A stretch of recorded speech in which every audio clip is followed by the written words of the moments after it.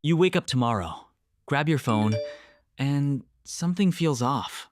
You open a map, and the border is gone. No line between the United States and Canada.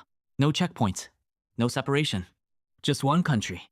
And overnight, 40 million Canadians? They're now American citizens. No vote. No warning. Just merged. At first, it sounds impossible. But here's what most people don't realize. This idea didn't just come out of nowhere.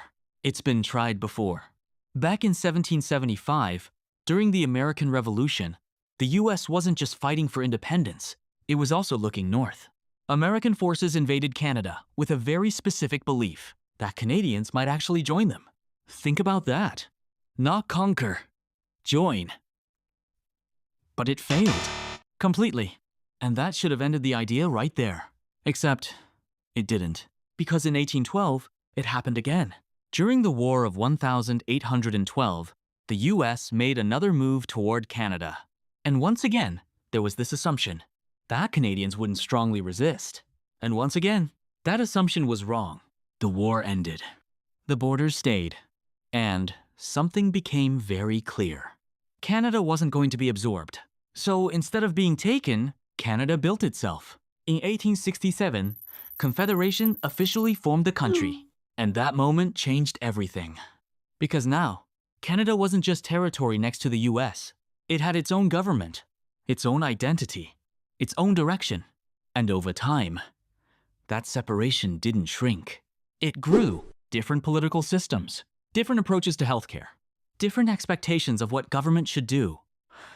Even culturally, there are differences that seem small, but actually matter a lot. But here's where things get interesting. Despite all those differences, these two countries are extremely connected. They share the longest undefended border in the world. Their economies are tied together. Hundreds of billions of dollars in trade flow between them every year. People cross that border constantly. So from the outside, it almost looks like they're already halfway unified. Which brings up the real question. If they're already this connected, why not just combine them? Let's actually play it out. Let's say tomorrow, somehow, Canada becomes part of the United States. What happens next? First, immediate confusion. Borders disappear overnight. What happens to customs? Immigration? Travel rules? Millions of people suddenly don't know what applies anymore. And that's just day one. Then comes politics.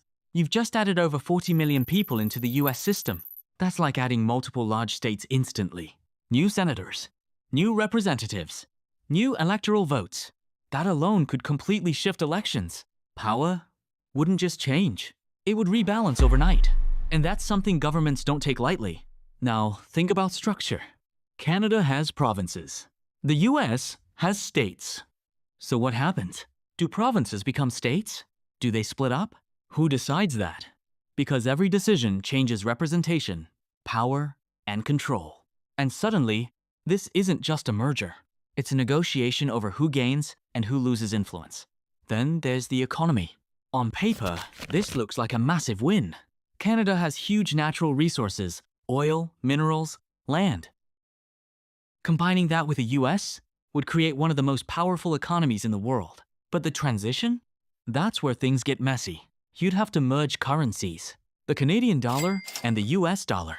That alone affects prices, wages, savings, everything. Then taxes. Two completely different systems. Businesses wouldn't know what rules to follow. People wouldn't know what they owe. For a while, everything becomes uncertain. And then, we hit the biggest clash. Healthcare. Canada has a publicly funded healthcare system. The US doesn't. So what happens? Do Americans suddenly gain access to that system? Or does Canada abandon it? Either way, you're talking about millions of people being directly affected. And that kind of change creates serious backlash. But even all of this, politics, money, systems, none of it is the biggest barrier. The biggest barrier is something you can't fix with policy.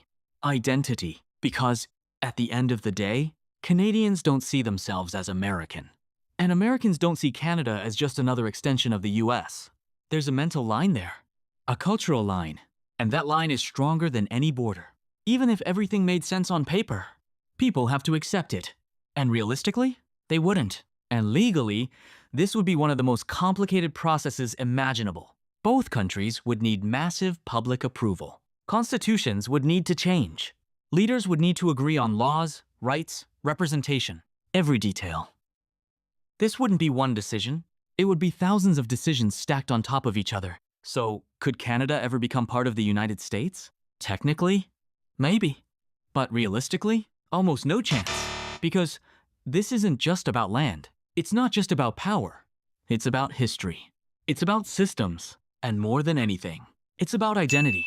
And if two countries this connected still wouldn't merge, then maybe the real question isn't, could they? It's why they never would.